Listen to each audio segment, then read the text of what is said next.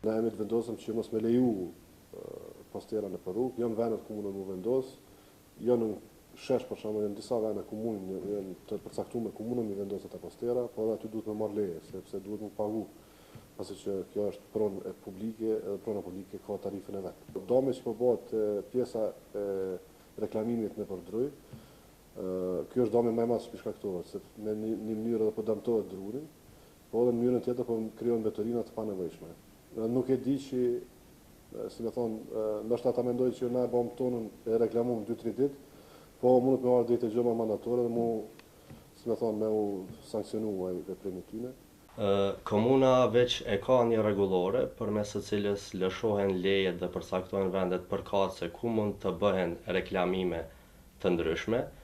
Siç mund të vret me sy, ka gjithandej poster, materiale promovuese, kryesisht komerciale, të vendosura në mënyrë shumë të parregullt. Me këtë rast, kompanitë që merren me pastrimin e qytetit veç kanë filluar heqjen e tyre dhe në vazhdim ata të cilët nuk e respektojnë këtë rregullore që e ka komuna do të mund të penalizohen nga drejtoria e inspeksionit.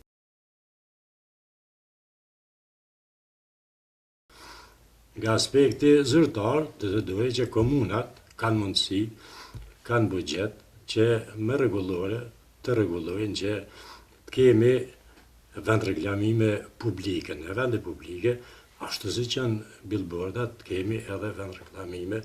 për biznes, për mandej për parti politike, një vend caktuar, një vend publik. Ku të gjithë të interesohen, natyrisht atëherë paguhet një taks, edhe mund të shërbej komuna këto pastaj që të hiqen, sepse natyrisht që kjo përveç imazhit që thatë është dëmshme në aspektin ambiental, sepse përrin me mujtë tërë aty, nuk janë të biodegradueshme. Edhe pse letra si e tillë është e biodegradueshme, do në e kalbëzohet, mirë po ngjyrat, kemikatët që janë me përbamje sintetike. Mandej nuk dim as çka përdoret krejt, sepse zakonisht për reklama përdoren në materiale shumë të lira, mund të jenë edhe kancerogjene, mund të jenë edhe lloj-lloj ngjyrash që mund të përdoren, dhe ato mbesin aty, mandej dielli, shiu i dekompenzon, në vërtet i djeg, edhe këto kemikate përfundojnë dikon në dhejën, tokë, në ajër. Edhe gjithsesi është e dëmshme për ambientin, nëse dikush në gjatë rrinë aty, dhe nuk janë të biodegradueshme për shkak